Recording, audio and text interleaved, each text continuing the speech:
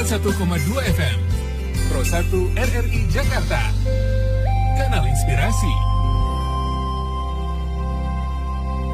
Dan pagi hari ini kami juga akan berbincang bersama dengan Ketua Komunitas Perokok Bijak dengan Bapak Suryo Koco. Selamat pagi Pak Suryo. Selamat pagi ya Binda. Apa kabar pagi hari ini Pak? Alhamdulillah sehat. Syukur alhamdulillah. Iya Pak Suryo, ini berkaitan mengenai kabar ya bahwa pemerintah akan revisi peraturan pemerintah untuk larang jual rokok batangan atau rokok ketengan begitu ya, dan akan atur rokok elektrik. Nah ini dari Komunitas Perokok Bijak melihat ini seperti apa Pak Suryo? Ya kalau dari kita sih biasa-biasa aja ya, karena memang pemerintah ini kan agennya industri anti rokok kan gitu. Jadi ya biar mau kita mau ngomong apa aja juga nggak akan didengar juga kan. Artinya ya mau bikin aturan nggak boleh ketengan ya monggo, mau naikkan cukai sampai 11%, mau berapa persen ya monggo aja. Karena sebenarnya yang membuat kita bingung ini kan pemerintah ini agendanya apa dengan rokok gitu. Ini yang sebenarnya perlu yuk duduk bareng, konsumen didengar, karena kita ini kan konsumen produk legal Mbak. Ini kan bukan tembakau, ini kan bukan ganja, bukan heroin gitu kan. Artinya yang memang ini diizinkan sebagai industri legal. Nah industri legal dengan banyak aturan, larangan ini, ya sebenarnya kita ini sedang punya agenda apa? Boleh dibandingkan industri rokok ya yang kemudian konsumennya memang ada gitu kan. Bandingkanlah dengan BUMN, duit negara ada di sana habis-habis kan gitu. Industri rokok ini nggak disupport negara aja, ngasih konsumennya menyumbang pendapatan negara hampir 9% dari total pendapatan kan gitu Mbak. Artinya sebenarnya maunya apa ini yang menurut kita ya sakarepmu lah, dipikir juga ngapain juga gitu kan. Ini kalau dari informasi di 2021 ada dari Pusat Kajian Jaminan Sosial UI pernah menyampaikan usulan agar pemerintah melarang penjualan rokok secara ketengan alias batangan demi menekan tingkat prevalensi perokok aktif di Indonesia. Dan ini berdasarkan hasil kajian tersebut begitu. Ini bagaimana Pak Surya melihatnya? Sekarang kalau kita menekan perokok aktif, ini kan sebenarnya kalau agenda teman-teman di sebelah sana, ini kan agenda jualan untuk tidak merokok tapi diganti dengan nikotin buatan. Rokok elektrik ya? Yang nggak tahu elektrik, nggak tahu oyo, nggak tahu konsultasi untuk berhenti merokok, itu kan duit juga tuh. Artinya ya itu jadi bisnis mereka, kita juga nggak pengen ganggu juga gitu kan. Nah kalau bicara prevalensi untuk orang akhirnya mengurangi rokok dan seterusnya, Mbak, kalau sekarang ini Mbak Binda hobinya jalan-jalan ke gunung gitu kan, ya kan? Karena memang sudah hobi, sudah jadi kebiasaan kalau boring, kalau lagi pikirannya lagi nggak enak, pengennya jalan ke gunung, ya kan? Ya dengan cara apapun kan mesti ke sana, mesti dilakukan. Umpama nih, biasanya kalau ke Gunung Agung di Bali harus pakai pesawat mahal, oke naik bus.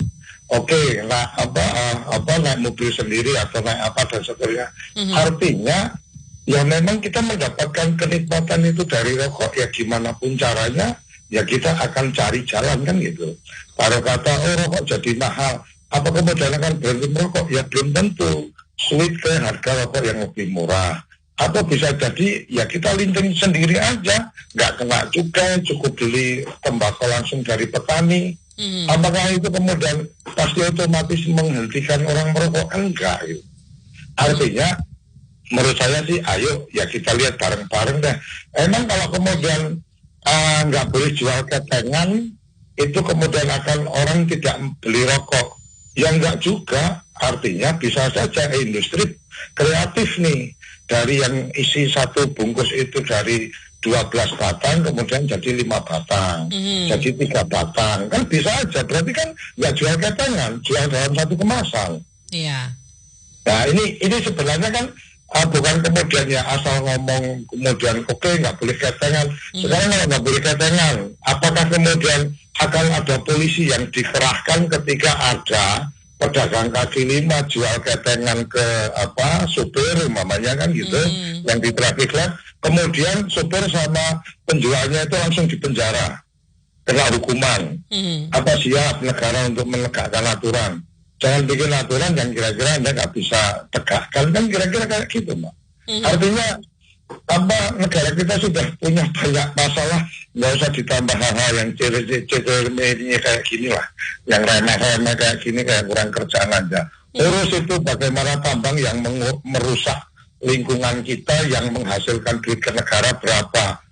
Kok ini kan membantu petani tanam tembakonya, membantu pekerja yang linting, emak-emak yang tidak punya keterampilan jadi tukang linting, dapat penghasilan, anaknya bisa kuliah. Kan nggak mikir yang kayak gitu. Hanya mikirnya ya udah. Nah kalau memang mau dihentikan ya udah tinggal rokok jadi barang terlarang, selesai. Semua yang rokok di mana ketangkep di penjara kan gitu. Iya. Jadi kalau alih-alih hanya untuk menekan tingkat prevalensi perokok aktif, ini sepertinya agak kurang efektif begitu ya Pak Suryo? Iya, sangat tidak efektif. Sekarang gini, Mbak bisa lihat nih di toko-toko online ya, di media online. Sekarang sudah banyak alat-alat portable yang cukup dicas berapa menit, kemudian itu bisa dibawa, bisa untuk melinting, ada filternya. Jadi kita beli filter sendiri, kita beli sigaret sendiri, kita beli tembakonya, udah selesai. Mematikan industri pasti. Kalau sekarang orang serentak menggunakan kayak gitu, ada berapa ratus ribu ibu-ibu yang akan kehilangan penghasilan tuh di Kediri, di Surabaya dan seterusnya, karena mereka ya hidupnya jadi tukang linting kan kira-kira kayak gitu. Nah kalau kita berpikirnya lebih panjang, lebih luas, maka yang perlu diperhatikan oleh negara adalah bagaimana tembakau kita yang hari ini itu masih impor, solusinya kayak apa, meningkatkan kesejahteraan petani. Bagaimana kemudian rokok sigaret kretek tangan yang dihasilkan oleh ibu-ibu yang tidak punya pendidikan tinggi itu dijaga dan seterusnya. Banyak hal yang kita bisa pikirkan itu daripada sekedar ngomong nggak boleh eceran, jualan, sekedar ngomong tentang bagaimana suntik booster dan segala macam yang itu cuma menghabiskan duit negara. Artinya kalau saya sih lebih menyederhanakan aja lah. Maunya negara apa? Orang negara aja terima per hari ini informasi yang saya dapat per hari ini itu cukai rokok itu sudah mencapai 180 triliun. Artinya itu angka itu yang ditargetkan sekitar 2000 triliun itu artinya bahwa kemudian punya potensi nih negara perokok ini punya potensi berpartisipasi menyumbang ke negara. Sekarang kalau kita ngomong kesehatan ya memang ada penelitian yang sangat detail berapa sih yang kemarin yang punya masalah kesehatan karena rokok, bahkan kemarin juga ditutup-tutupi ketika orang yang kena COVID itu lebih banyak yang tidak merokok daripada yang merokok. Artinya bahwa ternyata antibodinya terhadap COVID itu konsumen nikotin ini punya antibodi, itu nggak pernah dipublish kan gitu. Artinya ya udah monggo aja lah, mau nggak boleh ketengan, Pak Jokowi ngomong nggak boleh ketengan, silakan mau dinaikkan.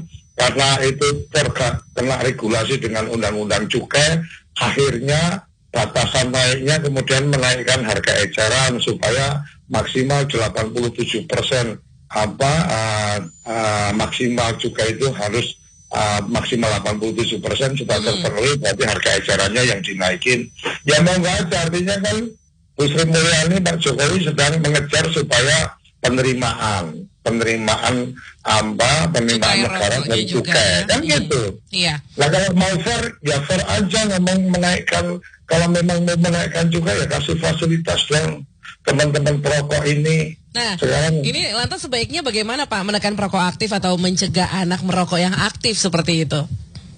Kalau kita bicara menekan perokok, kami dari komunitas perokok bijak selalu menyampaikan yang belum merokok jangan pernah belajar merokok. Kita nggak pernah ngajari orang merokok. Boleh Mbak tanya siapapun, ada nggak yang ngajarin merokok? Nggak ada yang ngajarin merokok.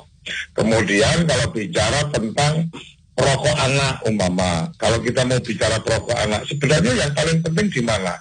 Kuncinya di edukasinya. Sekarang kalau umpama nih perokok anak berarti sampai SMA lah, belum boleh merokok karena 18 tahun, ya kan? Pastikan aja kalau anak sekolah ketahuan merokok, guru kemudian membuat tindakan. Sekali, teguran sekali, kedua, ketiga dikeluarkan dari sekolah. Akhirnya bahwa kalau pelajar merokok, risikonya adalah dia tidak akan bisa dapat sekolah dimanapun kecuali ikut paket C umpamanya. Udah penegasan kayak gitu apa susahnya sih? Iya kan? Kalau tadi iya kan? Iya. Kalau tadi kan Mbak tadi menyampaikan bagaimana menekan anak-anak merokok. Ya udah tegakkan aja anak-anak itu kalau usia sekolah. Selesai. Ya? Kalau tadi seperti yang diceritakan Pak Suryo terkait mengenai kan sebenarnya ketika kita menjalankan hobi yang kita sukai begitu ya, ada banyak cara. Nah kalau dari teman-teman di komunitas perokok bijak ini seperti apa mungkin? Boleh dijelaskan juga, disampaikan kepada pendengar Pro 1 ini Pak. Sekarang kalau di kita Mbak, kita sepakat bahwa kita tidak akan membagi rokok ke mereka yang bukan perokok. Karena itu merugikan kita. Karena kalau dia cuma kemudian punya habit jadi perokok, akhirnya kan sering menghabiskan rokok kita Mbak. Kemudian kita sepakat tidak perlu ada pelajaran bodoh gitu loh. Pelajaran bodoh itu di ruangan ditulis dilarang merokok. Kita itu punya etika, punya adab. Ruangan kalau nggak ada asbaknya berarti nggak boleh merokok. Udah gampang itu aja. Mau AC mau nggak ber-AC, kalau nggak ada asbak berarti nggak boleh merokok. Itu yang selalu kita sampaikan. Kemudian kita anti dengan anak-anak merokok. Artinya kita selalu memberikan teguran kalau ada anak-anak yang merokok. Kita juga anti perokok. Dalam komunitas kami itu anti untuk merokok di dekat anak. Jadi kalau mau merokok ya tidak di dekat anak atau menyuruh anaknya menjauh dari kita yang sedang merokok, ya kan? Kemudian kita juga punya habit bahwa kita nggak akan pernah menyuruh membeli rokok kepada anak-anak. Jadi umpama saya di rumah sedang sibuk kerja, rokok habis, nggak mungkin saya suruhan anak saya yang belum berumur untuk beli rokok. Yang akan saya minta tolong adalah istri saya atau anak saya yang sudah gede, tolong belikan rokok. Artinya adab itu yang lebih penting daripada aturan-aturan yang macam-macam kayak gitu. Ini yang kemudian sebenarnya kami lebih berharap, karena kami ini konsumen dari produk legal, jangan sekedar membuat aturan dilarang merokok, tapi beri juga fasilitasi tempat merokok. Kan sesimpel itu sebenarnya. Kami berharap bisa menikmati waktu tunggu di bandara gitu kan, karena terlalu awal datang kami bisa merokok nyaman. Sejauh ini fasilitas seperti itu sudah memadai kan Pak Suryo? Memadai dari mana? Belum. Ya memadai dari mana? Di bandara itu kan kayak di kandang monyet kan? Kita dikasih ruang yang sempit, suruh merokok di situ gitu kan? Kemudian dikasih pakai kaca gitu yang kadang udaranya nggak ada pembersih udaranya, jadi orang lewat itu lihat kita kayak kerumunan monyet yang dikandangin kan gitu. Nah, kemudian tambah lagi kalau di stasiun tambah nggak ada lagi, ya.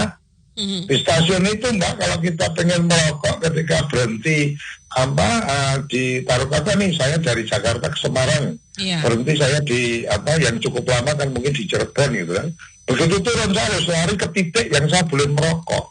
begitu sudah tweet saya harus lari lagi masuk karena di kereta kan nggak boleh ada asap rokok sama sekali. Iya.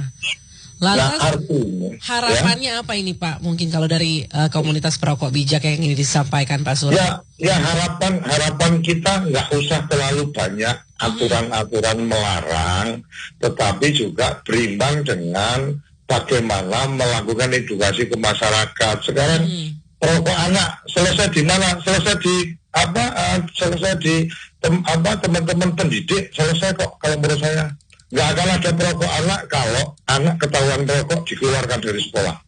Kebayang nggak Mbak? Anak berani nggak merokok? Kalau kemudian ketahuan merokok 3 kali, kemudian dia dikeluarkan dan tidak ada sekolah manapun yang mau menerima dia. Kebayang nggak anak-anak berani merokok? Harusnya nggak akan berani. Ya. Nggak bakal berani. Oke, ini kalau kita bicara tentang anak-anak, mama. Oke, kemudian sekarang yang sudah merokok, ya kita berikan edukasi adabnya dong. Kami hanya merokok di paling jauh 3 meter dari asbak.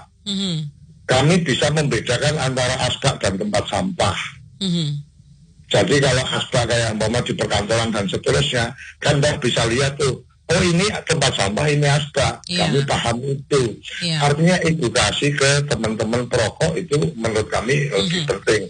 Nah, fasilitasi supaya tidak merokok sembarangan. Ya kalau nggak ada tempat merokoknya, akhirnya kan merokoknya sembarangan di tempat parkir, buang puntungnya ya di pot bunga, kan kira-kira seperti itu. Baik. Tapi kalau difasilitasi dengan